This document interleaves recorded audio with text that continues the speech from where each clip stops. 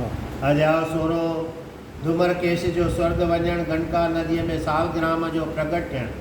राजा पृथु चवण लॻो त हे महर्षि नारद, हाणे कृपा करे विष्णु भगवान जे पूजा जो वर्णन करियो, मूंखे ॿुधण जी ॾाढी इच्छा आहे। महर्षि नारद चवण लॻो त हे राजा, ॿियनि जे लिखण को बि जेको विष्णु भगवान जो खिलण ॿियनि जे खिलण को बि जेको विष्णु भगवान जो विर्त रखे थो, उहो अवश्य विष्णु लोक में वञे थो। उन बाबति मां तोखे हिकिड़ो अजीब प्रसंग ॿुधायां थो, तूं कन ॾेई ॿुध। कलवंतपुर में दीर्घपुर नाले हिकिड़ो शहर हुयो। उते सुबाहुअ नाले सूरजवंशी राजा राज कंदो हो। ब्राह्मणनि जो सेवक ऐं विष्णु भगवान जो पूजक प्रजा जी धर्म नीतिअ सां पालना कंदो हो। उन खे धूमरकेश नाले पुटु हो, जंहिंजो संग ख़राबु चोरनि सां हो। सदाई जुआऊं कंदो हो, मद मांस खाईंदो हो, शराब पीअंदो हो, चोरियूं कंदो हो ऐं फाट हणंदो हो।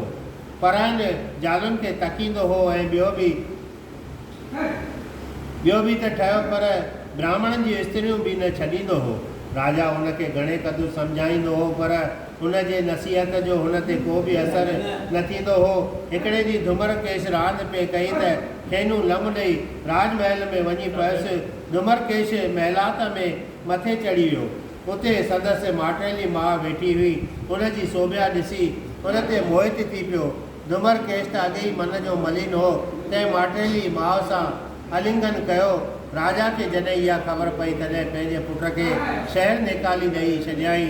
हू निरंजन वन में वञी रहियो ऐं वाट में वेंदड़नि मुसाफ़िरनि खे फुरण लॻो। घुमंदे घुमंदे हिकिड़े ॾींहुं बिंद्रावन में अची पहुतो।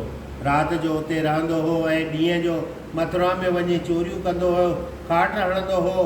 हिकु वेश्या सां हुनजो रस्तो पइजी वियो। जेकी चोराईंदो हो सो उनखे ॾींदो हो। सत्यविरत जी कथा।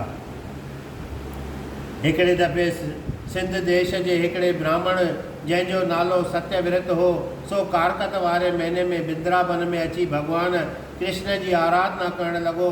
विष्णु भगवान जी मूर्ति थापे प्रीतीअ सां वास धूप ॾेई हुनजी पूजा कंदो हो ऐं राति ॾींहुं हुनजे ज्ञान में महू थी हिन तरह हथ जोड़े स्तुति कंदो हो। हे दामोदर भगवान, मां हिन दुख रूपी संसार समुंड में गोता खाई रहियो आहियां। तव्हां ई मुंहिंजी रक्षा करण वारा आहियो। जीअं तव्हां कुबेर खे बिरख जूण खां छॾायो हो, तीअं मुंहिंजे मन जी ममता मारे मिटी करे छॾियो। हे सुंदर कुंडलनि वारा, जसोदा जे उखरीअ सां पाण खे ॿधाए मखण खाइण ऐं मटकियूं फोड़ वारा, मुंहिंजी हृदय रूपी मंदर में पंहिंजी प्यारी राधिका समेत अची निवास करियो। सत्यविरत जे हिन प्रार्थना करण ते भॻवानु प्रगट थी हुनखे दर्शन ॾिनो ऐं हुनजे मथे ते पंहिंजो कृपा जो हथ फेरे वरी अलूप थी वियो। भॻवान खे न ॾिसी सत्यविरत हेॾां होॾां नज़र डोड़ाइण लॻो, पर वरी कुझु नज़र न आयुसि। उते अचानक धूमरकेश अची निकितो, जो लिकी छिपी विष्णु भगवान जी पूजा ॾिसी रहियो ऐं सत्यविरत जो प्रार्थना करण ते जो भगवानु प्रकट थियो हो, उहो बि ॾिसी वरिताई। हुनजे दिलि में भगवान जी मूर्ति उकेरजी वई। राति जो वेश्या खे अची उहा सॼी लीला ॾेखारणु लॻो। मिटीअ जी मूर्ति थापे दुष्ट सुभाउ वारो धूमरकेश सत्यविरत ब्राह्मण वांगुरु एकाग्र चित्त सां वेही भगवान जी स्तुति करणु लॻो। वेश्या वटि रोज़ अचण करे हिकु दफ़े राजा जे सिपाहियुनि धूमरकेश खे पकड़े ॾाढी मार ॾिनी, जंहिं करे हू सफ़ा मरी वियो। जम जा दूत हुनखे पकड़े यमराज वटि वठी आया। चित्रगुप्त हुनजो हिसाबु जाचे यमराज खे चयो त हे महाराज, हिन पंहिंजे सॼी उमिरि में अहिड़ो को बि शुभ कर्म कोन कयो आहे। फ़क़ति कारकत महीने में खिल करे मथुरा में श्री ठाकुर जीअ जो पूजन कयो अथई। यमराज जॾहिं इहा ॻाल्हि ॿुधी, तॾहिं सिंघासन तां हिकदमि हेठि लही आयो ऐं अतिथियुनि वांगुरु हुनजो आदर सत्कार करणु लॻो। हुनखे अर्घु ॾेई पंहिंजनि दूतनि खे धमकाए चवणु लॻो त हे दूतो, मां तव्हांखे चई कोन छॾियो आहे त विष्णुअ जे भॻत जे वेझो कीन वेंदा कयो। मूंखे अहिड़ी कहिड़ी ताक़त आहे जो विष्णुअ जे भॻत खे ॾंड ॾेई सघां। एतिरो चई धुमरकेश ॾे निहारे चवणु लॻो त हे भाई तो कारकत जे महीने में खिल करे मथुरा में श्री ठाकुर जीअ जो पूजन कयो आहे, तंहिं करे तूं वैकुंठ वञ।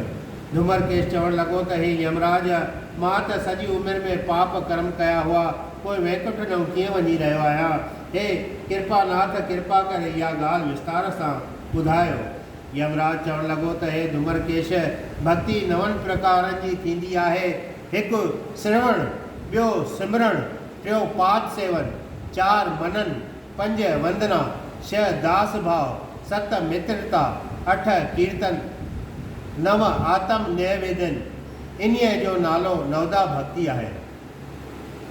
हिकु श्रवण करे राजा परिषद, 2 सुमरण करे भगत प्रहलाद, 3 पाद सेवन करे लक्ष्मी, 4 मनन करण करे राजा पृथु, 5 वंदना करण करे अक्रूर, 6 दास भाव करे सुग्रीव, 7 मित्रता करे अर्जन, 8 कीर्तन करे सुखदेव, 9 आत्म नैवेदन करे राजा बलि। ये सभई हिन संसार सागर मां तरी विया। खिल बिल में ठाकुर जीअ जी पूजा भी महा फलदायक थींदी आहे।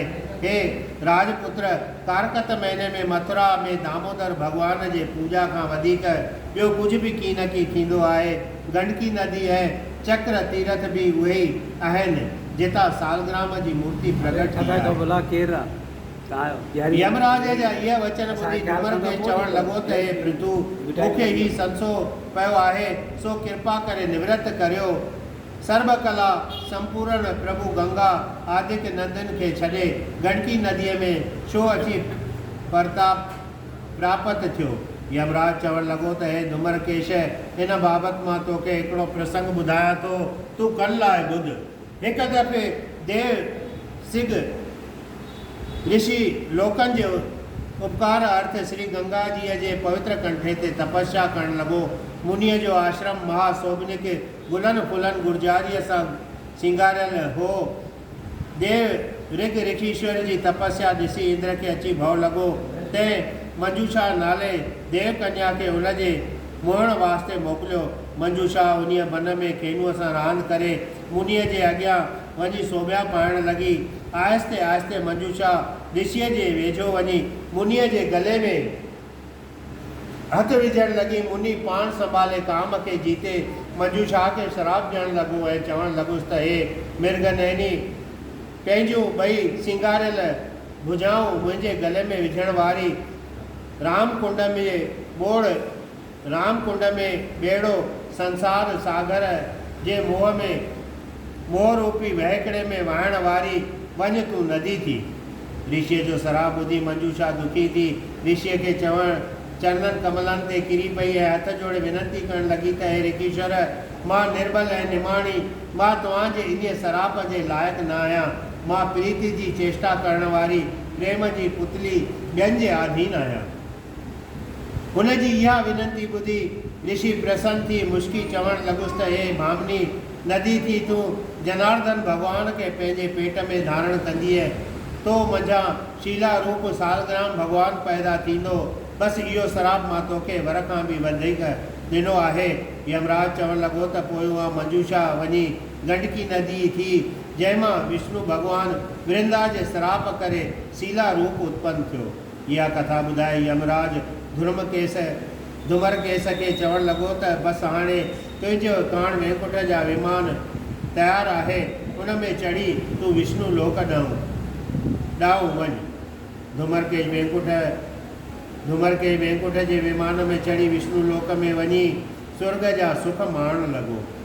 पद्म पुराण मां कारकत मातम धुमरकेश जे स्वर्ग वञण ऐं गंडका नदीअ में सालग्राम जे प्रगट थियण बाबति 16 अध्याय संपूर्ण थियो। बोल श्री कृष्ण भगवान की जय। हरि ओचितं केशवं राम नारायणं निजनामोदं वासुदेवं श्रीधरं माधरं